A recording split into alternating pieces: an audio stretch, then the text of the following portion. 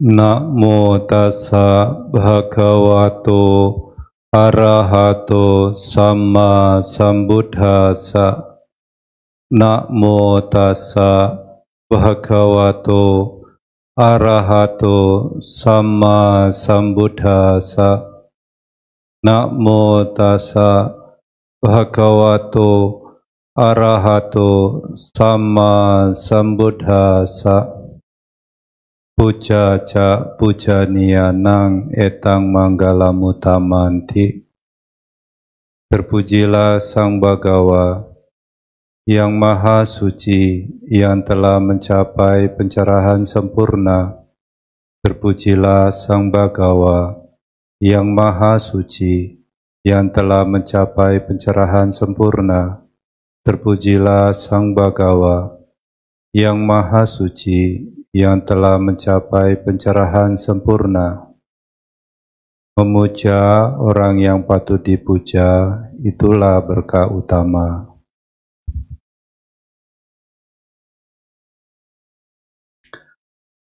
Pemimpin puja bakti yang saya hormati, Ibu, Bapak, saudara-saudara yang berbahagia, terimalah salam dalam Dhamma, Namo Buddhaya. Semoga semuanya dalam kondisi yang sehat dan bahagia. Bahagia semua ya? Ya. Kalau batin kita bahagia, mau apa juga enak. Ya. Apalagi kalau kita bahagia, ya. Sudah sarapan semua, perutnya kenyang ya? Perut kenyang, bahagia, dengar Dhamma jadi mudah. Sudah tidak bahagia, perut lapar, mau ngomong Dhamma apa saja susah nangkapnya.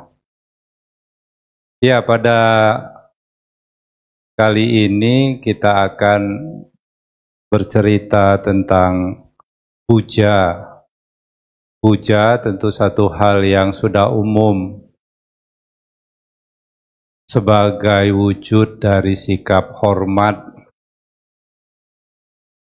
Umat Buddha juga banyak diwarnai dengan puja-puja, seperti kita perhatikan altar, banyak bunga-bunga sebagai bentuk puja atau perwujudan dari sikap hormat. Juga ada pada kesempatan ini juga patidana, ya. Kita melakukan puja berupa bunga, ada buah, dan yang lain-lainnya. Kita sebagai umat Buddha harus memahami kenapa kita melakukan puja dan apa tujuan dari puja tersebut dilakukan. Tentu di dalam kehidupan, sikap puja atau hormat ini satu hal yang harus kita kembangkan. Bayangkan kalau di dalam kehidupan kita bermasyarakat, satu sama lain tidak ada sikap saling menghormati.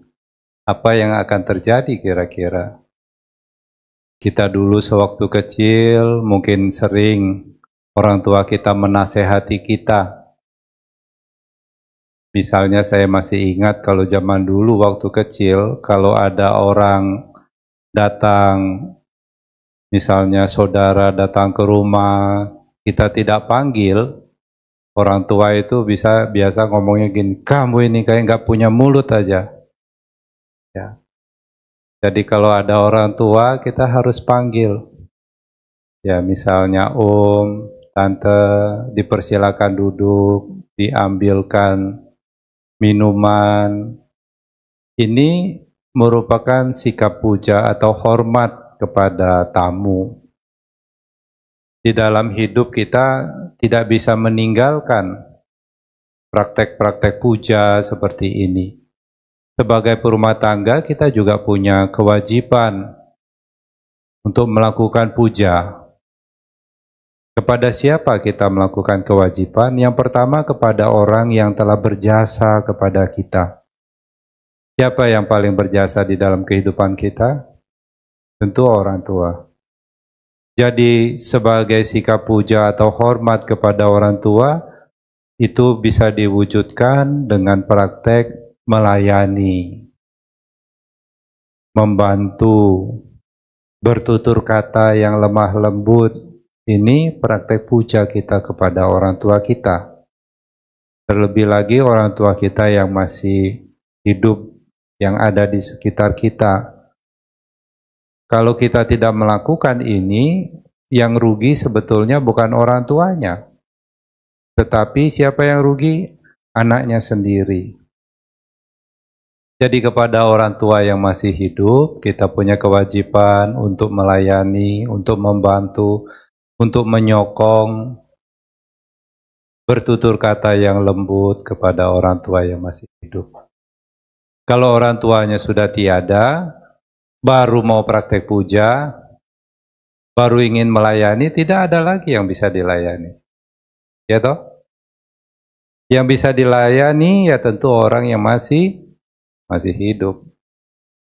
Nanti sudah meninggal, baru nanti dipersembahkan buah-buahan yang banyak. Beli pisang 1 truk. Ya itu semua tidak banyak berarti.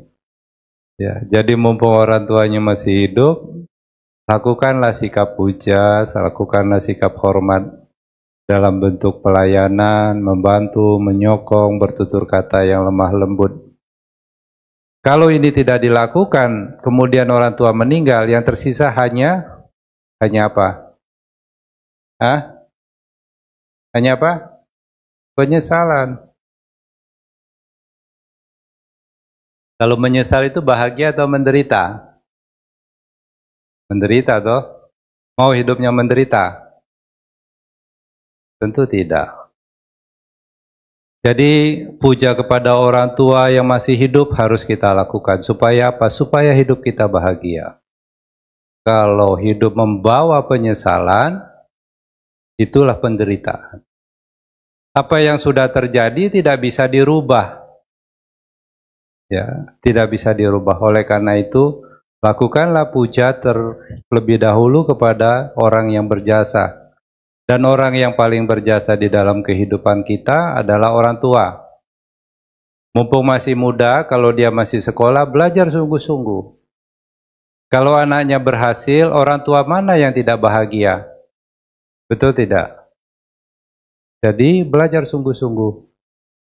Nah, kalau orang tua sudah tiada, kita tetap bisa melakukan puja dengan memberikan persembahan kepada orang yang meninggal. Persembahan apa yang bisa diberikan kepada orang yang telah meninggal? Bisa orang yang telah meninggal makan buah? Kasih buah, bikinin nasi goreng kesukaannya, ya, taruh di depan fotonya. Tahu-tahu nasi gorengnya sudah habis separuh. Bisa itu terjadi? Mungkin saja. Tapi yang pasti yang makan nasi gorengnya bukan orang yang telah meninggal. Mungkin malam-malam ada tikus datang, ya toh? Atau ada yang mengambil. Jadi kepada orang yang telah meninggal, terutama orang-orang yang berjasa di dalam hidup kita, kita tetap bisa melakukan puja. Dalam bentuk apa?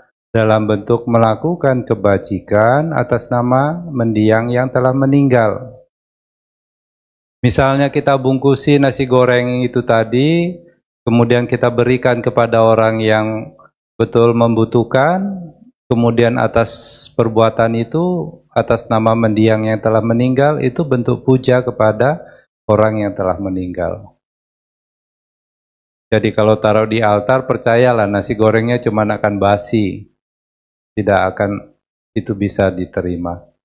Tapi kalau nasi gorengnya dibungkus, kemudian dibagikan kepada orang-orang yang membutuhkan, orang-orang yang lapar, ini atas nama mendiang, maka kebajikan yang kita lakukan atas nama mendiang, inilah satu bentuk puja kepada orang yang telah meninggal. Gampang kan? Terus kepada siapa lagi kita bisa melakukan puja? Kepada para tamu. Kalau ada tamu datang, kita bisa berikan tempat duduk, berikan minuman. Ini satu penghormatan kita kepada tamu sebagai tuan rumah. Kepada siapa lagi? Kepada pemerintah. Kalau saudara mau hidup dengan bahagia di Indonesia, harus ikuti peraturan pemerintah. Kalau tidak bayar pajak, tidur pasti tidak nyenyak. Ya. Jadi kewajiban saudara kalau tinggal di Indonesia, ikuti peraturan pemerintah, peraturan yang ada di sini. Ya. Kalau di zaman Buddha, Buddha katakan kita harus ikuti peraturan raja. Ya. Ini satu wujud hormat kita kepada pemerintah. Kepada semua makhluk, ya, kita juga bisa melakukan puja. Dan umat Buddha biasanya juga melakukan puja kepada siapa? Kepada Buddha. Apakah ini Buddha? Ini apa yang di depan, yang sedang duduk? Ini Buddha Pratima atau Buddha Rupa. Ini sebagai simbol. Ya, ini bukan Buddha. Ya, ini bukan Buddha, ini hanya simbol. Kalau kita lihat ini, ini seperti mirip Michael Jackson. Tidak mungkin pikiran itu bisa muncul, toh. Kalau kita lihat ini, kita ingat Buddha. Jadi ini sebagai simbol kehadiran Buddha sebagai guru yang memberikan pengetahuan kepada kita. Jadi walaupun itu terbuat dari batu, dari logam, kalau bentuknya seperti itu, yang depan sekali malah bentuknya beda dengan yang di belakangnya. Tapi tetap persepsi kita itu adalah simbol dari kehadiran Guru Agung kita Buddha. Jadi karena ini simbol atau perlambang kehadiran Buddha, boleh tidak diperlakukan dengan tidak hormat? Ada yang berani tidak? Tentu kita sebagai umat Buddha yang punya keyakinan kepada Sang Buddha, kita memberikan penghormatan. Bahkan penghormatan itu dilakukan bukan cuma beranjali atau menundukkan kepala. Bahkan kita juga bernamaskara. Ini umat Buddha kok bersujud kepada patung. Ya bukan patungnya yang kita sujuti. Coba saudara bikin patung taruh di depan, tidak ada yang mau sujud. Kalau tidak percaya coba cetak patung, kan sekarang bisa dicetak atau patung diri sendiri, ada mesinnya. Cetak patungnya satu, taruh di satu tempat, ada nggak yang sujud? Kalau ada yang sujud itu mesti diperiksa kejiwaannya itu. Ya tentu semua kita menghormat rupang Buddha ini sebagai wujud dari Guru Agung kita. Kenapa kita memberi hormat kepada rupang Buddha? Ya karena Buddha lah kita bisa berkumpul ke sini. Kalau saudara tidak punya keyakinan kepada Sang Buddha, bisa kita berkumpul di sini. Mending jalan-jalan, ya, makan-makan. Tapi karena kita punya keyakinan kepada Sang Buddha sudah mengajarkan Dhamma, ya, kita memberi penghormatan kepada Dhamma. Kenapa memberi penghormatan kepada Dhamma? Karena Dhamma merupakan jalan yang bisa menuntun kita untuk bisa bebas dari penderitaan. Jadi kita menghormat kepada Dhamma. Saudara bisa mengerti Dhamma tidak? Kalau tidak ada sangga? Tahu-tahu dari pohonnya bersuara begitu. Ya tentu kita juga menghormati sangga. Saya juga kalau tidak ada sangga, tentu tidak bisa seperti sekarang. Jadi kita menghormati Buddha, Dhamma, dan Sangga. Sebagai umat Buddha, inilah yang kita jadikan tuntunan. Ini juga harus kita hormati. Jadi poinnya, kepada siapa kita harus menghormat? Kepada siapapun yang berjasa kepada kita, terlebih kepada orang yang sudah mengajarkan kita bagaimana kita supaya bisa bebas dari derita. Kalau orang yang bisa mengajarkan saudara untuk bisa bebas dari lingkaran samsara ini, saudara harus betul-betul kasih hormat sama orang itu. Sebagai para biku, ya tentu kami sangat menghormati Guru Agung kita Sang Buddha. kalau tidak memberikan hormat kepada guru agung kita Sang Buddha tapi jadi biku, itu dipertanyakan itu kenapa dia mau jadi biku. Jadi biku enak, tidak usah cari makan, makanannya datang sendiri. Kalau cuman pikirnya itu dapatnya cuman makan. Ya, tidak bisa bebas dari derita. Bukankah kita semua merindukan kebebasan dari derita? Kebebasan dari derita ini kerinduan semua makhluk. Tidak peduli agamanya apa, sukunya apa, kita semua tidak ingin menderita. Dan untuk bisa betul-betul bebas dari derita, hanya mengikuti ajaran Buddha saja. Kalau tidak praktek ajaran Buddha, maka seseorang tidak betul-betul bisa bebas dari derita secara sempurna. Bebas dari derita itu bukan berarti masuk ke surga. Saudara-saudara umat Buddha harus pahami ini. Bebas dari derita itu bukan berarti masuk ke surga.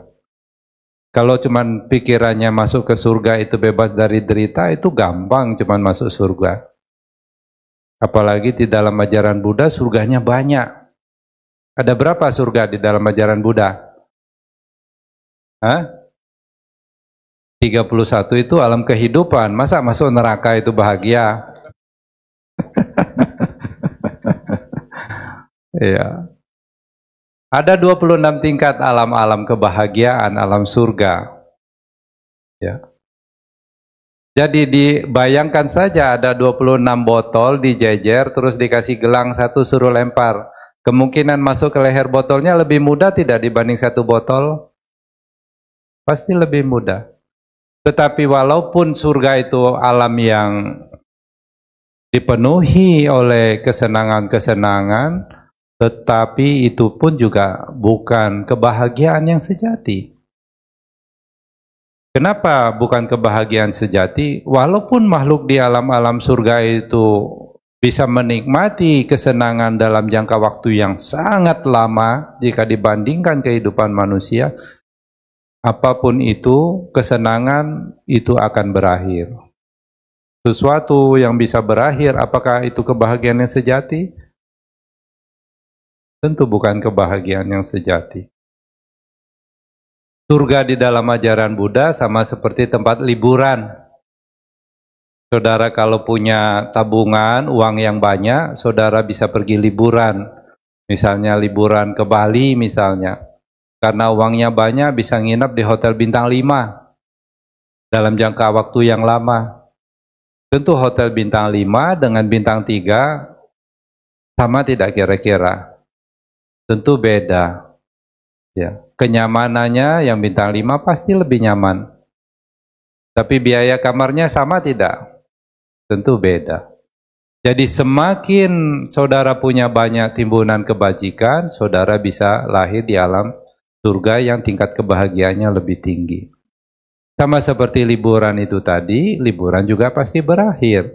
Ketika kebajikannya habis, dia kembali terlahir kembali sesuai dengan karmanya. Dan ini bukan alam kebahagiaan. Jadi alam kebahagiaan yang sejati, yang sesungguhnya tidak dilahirkan kembali. Nah, Sang Buddha sudah mengajarkan kita Dhamma, yaitu jalan menuju kebebasan dari derita.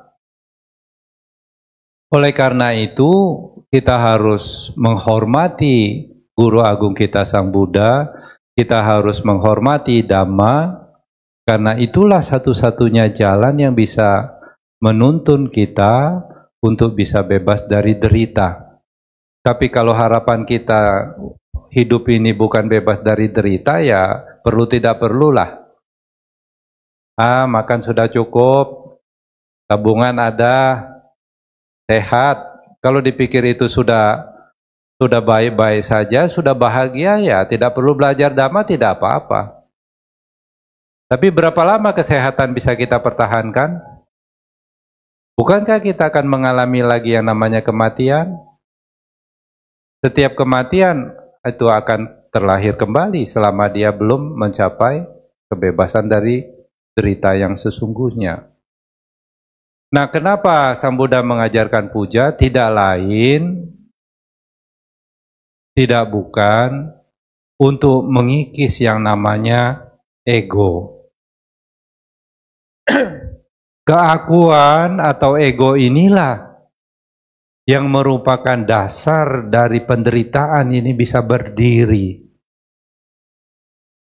Keakuan atau ego ini membuat seseorang merasa dirinya jadi sesuatu, merasa dirinya jadi seseorang. Ketika orang sudah merasa dirinya jadi sesuatu atau jadi seseorang, apalagi kalau dia pikir dia lebih tinggi daripada yang lain, kira-kira dia bisa sikap menghormat? Mau tidak dia menghormat? Tidak mau. Ah, saya lebih dari dia, ngapain saya hormat sama dia? Ya. Di zaman Buddha ada seorang biku yang bernama Upali. Bante Upali ini dulu seorang tukang cukur yang biasa mencukur kaum Brahmana yang mempunyai tingkatan kasta yang tinggi. Karena biku Upali ini melihat Sang Buddha bersama para biku sangga, dia terinspirasi kemudian memutuskan untuk menjadi biku. Setelah ditasbihkan menjadi biku, kemudian para Brahmana yang biasa ia cukur kepalanya itu juga ditasbihkan menjadi biku belakangan. Sang Buddha katakan kepada para biku Brahmana itu yang tadinya dia seorang Brahmana ditasbihkan jadi biku untuk menghormat Upali. Begitu lihat, ah ini kan tukang cukur saya. Gitu. Masa saya harus menghormat dia? Ini kan kasta rendah dia ini. Itulah bentuk keakuan. Itulah ego. Jadi apapun itu wujud dari keakuan, apapun wujud itu dari ego, ya ini akan menjadi dasar berdirinya penderitaan, munculnya penderitaan. Oleh karena itulah sikap menghormat ini Sang Buddha ajarkan. Ketika seseorang sudah menjadi biku, itu semuanya sama.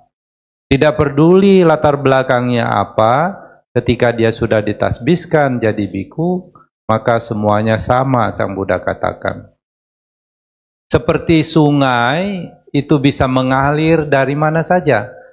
Ya, kalau di sini banyak sungai, ketika sungai-sungai itu sudah bersatu di lautan, rasanya pasti sama. Apa rasanya? Asin. Tidak peduli dari sungai yang mana. Begitu juga ketika seseorang sudah ditasbihkan menjadi biku, masa lalunya itu sudah mati. Tidak ada itu dulu saya Brahmana, dulu saya ini, dulu saya itu, tidak ada. Semua sama. Dan kepada orang yang lebih tua, Sang Buddha ajarkan kepada kita untuk menghormat. Karena Upali ditasbihkan terlebih dahulu, dia lebih lahir duluan, lebih tua, maka biku belakangan, walaupun dulu dia sebagai Brahmana disuruh menghormat. Tujuannya apa sebetulnya? Untuk mengikis keakuan, mengikis ego.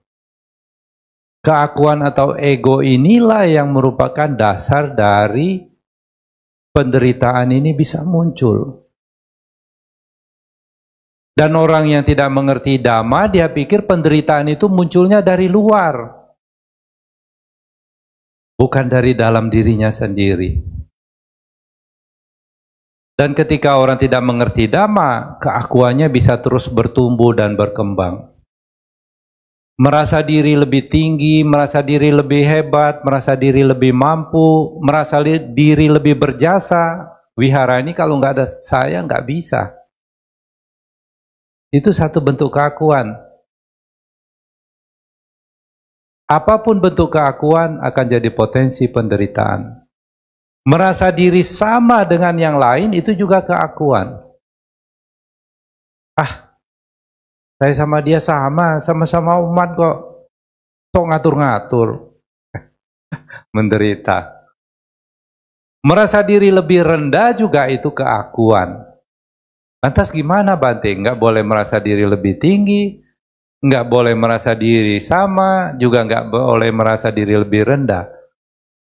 Jadi gimana Bante?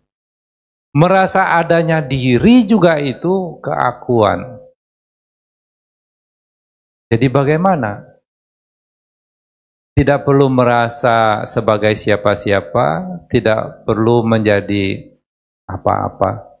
Ketika orang sudah tidak menganggap dirinya siapa-siapa atau menjadi apa-apa, hidupnya ringan, tidak membawa beban. Kalau saudara menganggap ini jasmaniku, itu juga satu bentuk keakuan. Aduh, dadaku sakit. Khawatir tidak? Aduh, jasmani ini sakit. Khawatir tidak? Berarti ada keakuan. Di depan ada mobil bagus, mobil baru. Harganya mahal. Terus lihat bapak-bapak di depan duduknya khawatir, gelisah. Kenapa, Pak? Itu mobil di depan itu, saya khawatir digores orang. Mobil Bapak? Bukan. Kira-kira gimana Bapak ini, kita harus bilang apa? Pak, itu kan bukan mobil Bapak, kenapa Bapak duduk khawatir di situ? Kita mengkhawatirkan apa yang bukan milik kita, kalau bukan kebodohan itu apa namanya? Boleh nggak kalau dibilang bodoh? Dibilang bodoh marah. Padahal memang betul-betul bodoh loh. Mobil orang yang diparkir, bukan mobil dia khawatir takut digores. Kenapa? Sayang, mobil Bapak bukan sih. Itu kan kita menghabiskan energi kehidupan kita untuk hal-hal yang sebetulnya tidak berguna. Betul tidak?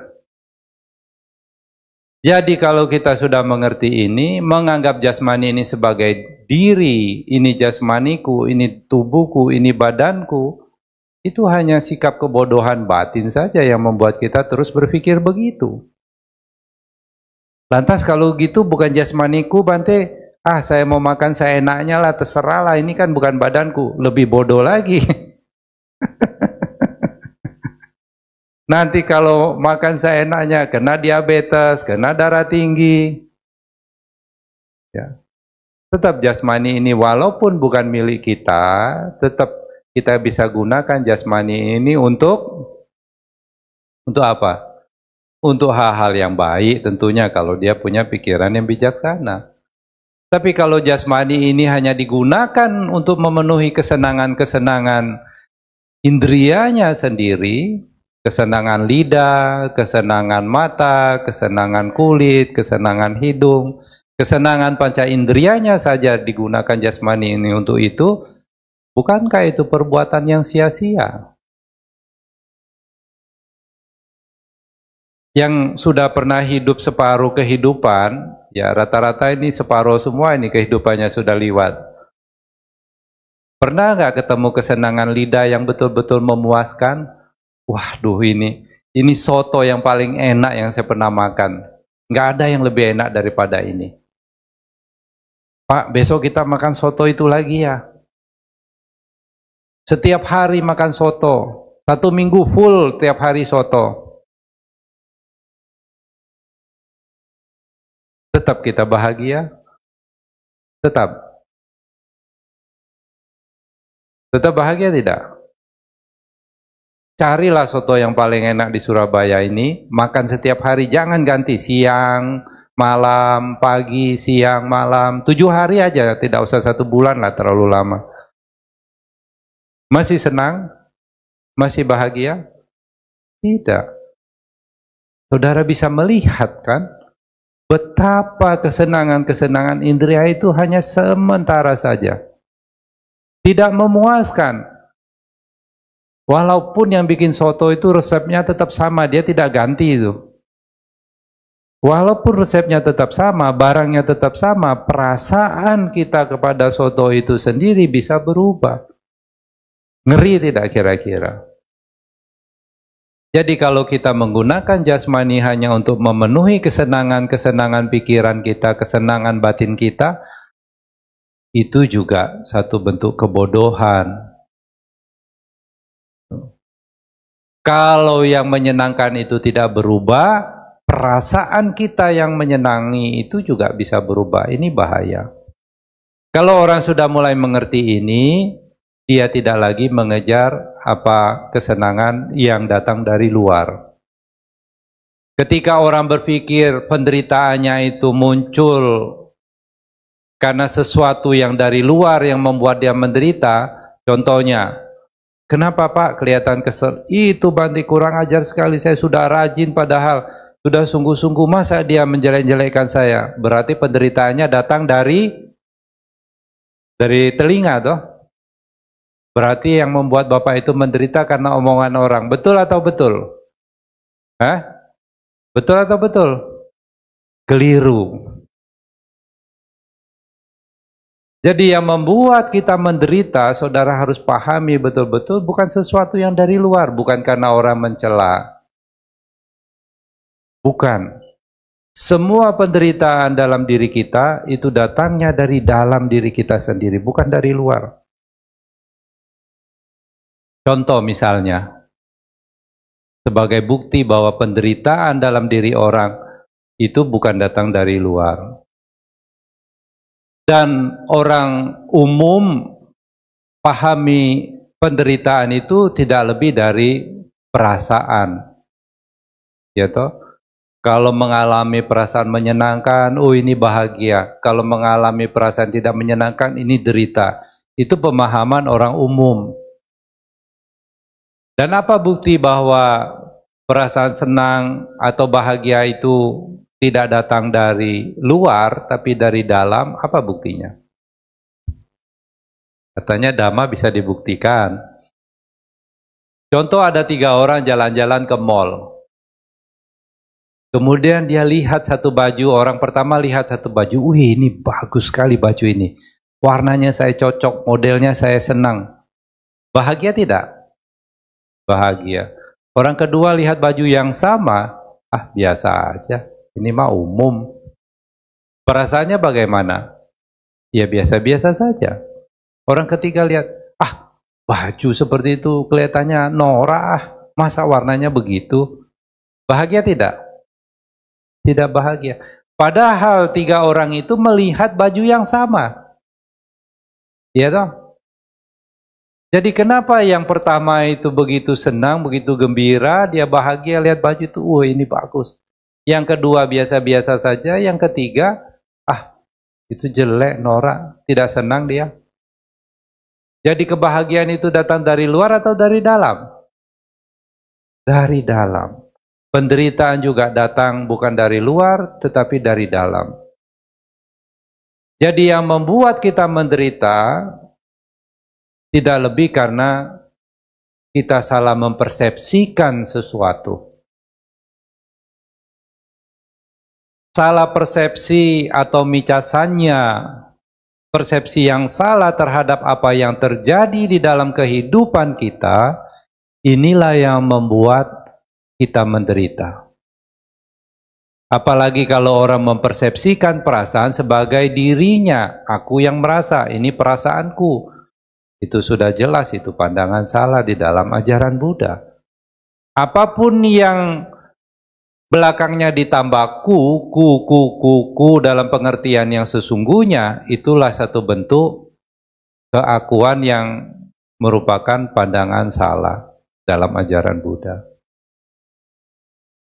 Keakuan inilah yang menjadi sumber dari segala ego yang dimiliki oleh manusia. Kalau tidak ada aku, maka ego itu tidak bisa berdiri. Ada satu contoh lagi, saya sering menggunakan perumpamaan contoh ini. Ada seorang kepala cabang sangat berprestasi, sangat rajin, kerjanya bagus. Suatu ketika dipindah, dimutasi di tempat yang terpencil. Kemudian dia berpikir, waduh saya dibuang, kerja keras saya tidak dihargai, sia-sia selama ini.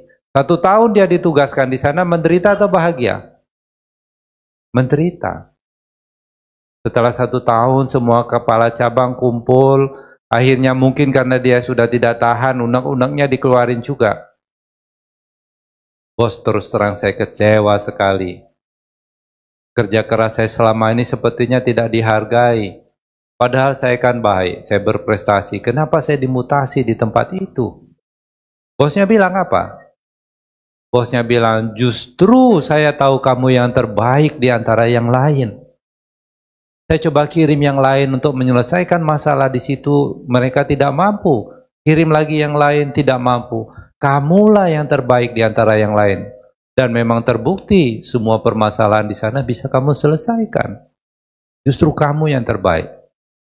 Bagaimana perasaannya? Dia bahagia. Jadi 1 tahun dia menderita di sana karena apa? Karena pikirannya sendiri. Jadi besok-besok kalau Anda menderita, jangan salahkan orang lain, salahkan pikiran sendiri. Ya. Kalau saudara menderita, kemudian saudara salahkan orang lain, saudara menambah lagi penderitaan yang baru. Misalnya, ada bapak-bapak, dia lagi sakit gigi, menderita tidak? Pernah sakit gigi? Menderita tidak? Sakit, aduh menyut-menyut sakit gigi, menderita. Istrinya lagi cerewet, Pak ini Pak diberesin, beli gas. Sudah sakit gigi disuruh beli gas lagi. Ngomel lagi istrinya, tambah dia emosi, ribut itu suami istri. Ribut suami istri, teriak-teriak, suaranya keras, anjing sebelah lagi teriak-teriak juga. Sudah sakit gigi, anjing sebelah ribut. Akhirnya apa yang dia lakukan? Dia keluar dari rumah, dilempar pagar itu. Anjingnya dilempar. Yang punya rumah terima tidak? Yang punya rumah tidak terima, yang punya rumah telepon polisi. Polisi datang, tangkap dia. Jadi penderitaan yang kita alami, ya, ini semua bersumber dari dalam diri kita sendiri. Jangan berpikir saudara menderita karena omongan orang. Kalau saudara menderita karena omongan orang, karena menderita karena sesuatu yang dari luar, saudara seperti bapak-bapak itu tadi yang duduk gelisah, khawatirin mobil orang. Ya toh? Seperti orang bodoh kan? Pak, kenapa? Saya takut itu mobil itu nanti digaret orang. Ya, mobil bapak bukan, saya nggak tahu siapa yang punya. Itu kan kalau mau dibilang bodoh, takut bapaknya sudah tua, marah nanti. Ya, jadi apapun penderitaan yang muncul di dalam diri kita tidak lebih karena kita mempersepsikan apa yang terjadi di dalam hidup kita secara salah. Kalau kita menderita karena omongan orang, pertanyaannya apa kita bisa atur orang punya mulut? Tidak bisa toh. Misalnya ketika saya pindah patah di pasar. Hei botak! Kurang ajar, dia berani sekali. Dia nggak tahu apa saya ini sudah tera.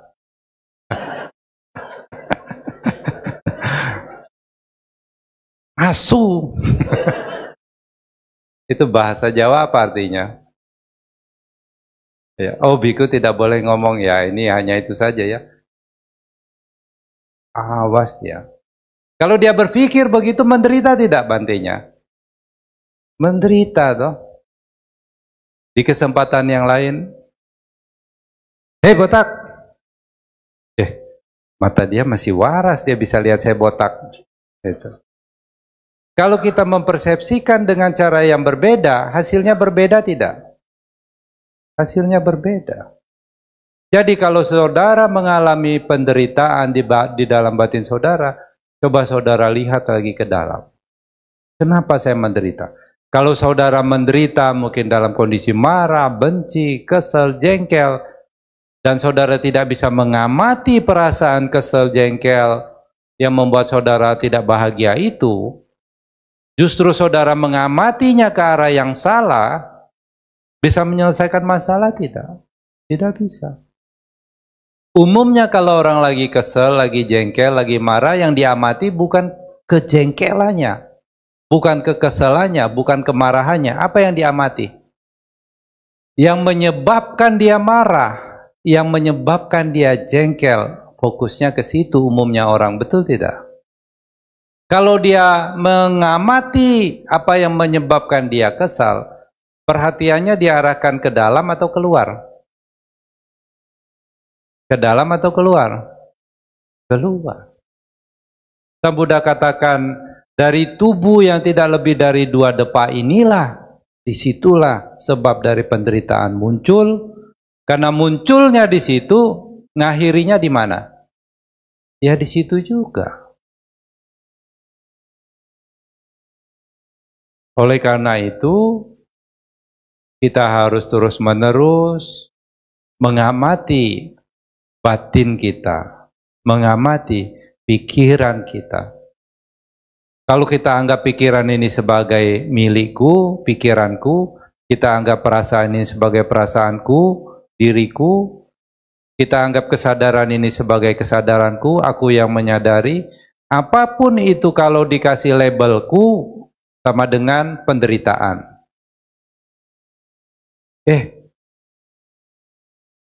Ada orang itu loh, dia mencela bapak itu. Menderita tidak kita? Bapak itu yang dicela. Tapi kalau bapakku, sama atau beda? Beda rasanya. Itu orang itu masa mencela dia? Menderita tidak kita? Kalau dia hanya digantiku, mencelaku, menderita. Oleh karena itu, kesadaran harus kita terus kembangkan. Supaya apa? Supaya kita terus-menerus tidak larut dalam tipuan-tipuan pikiran. Sebagian besar penderitaan manusia di dunia ini saat ini bukan karena kurang makan, tidak ada yang dipakai. Ini yang hadir pada kesempatan ini punya rumah semua toh? Masih ada beras? Cukup makan kan? Sebagian besar manusia di dunia saat ini menderita bukan karena kurang makan, tidak ada yang dimakan. Kita cukup makan, tempat tinggal ada, pakaian ada, uang ada walaupun sedikit. Siapa yang tidak punya uang sama sekali? Tidak ada toh? Punya uang walaupun sedikit. Berarti bahagia semua? Bahagia semua kalau keakuan itu disadari sebagai tipuan dari pikiran. Jadi tujuan kita menghormat, kita memuja untuk membuat batin kita menjadi sadar bahwa keakuan itu sejatinya itu tidak ada. Ketika orang tidak ada keakuan di dalam dirinya, lantas apa yang mendorong motivasi dia untuk melakukan sesuatu? Sebagai orang tua, dia bekerja sungguh-sungguh untuk menyokong anak istri. Anak istriku. Tapi kalau keakuannya tidak ada, berarti tidak perlu lagi disokongi itu anak istri. Kan bukan anak istriku.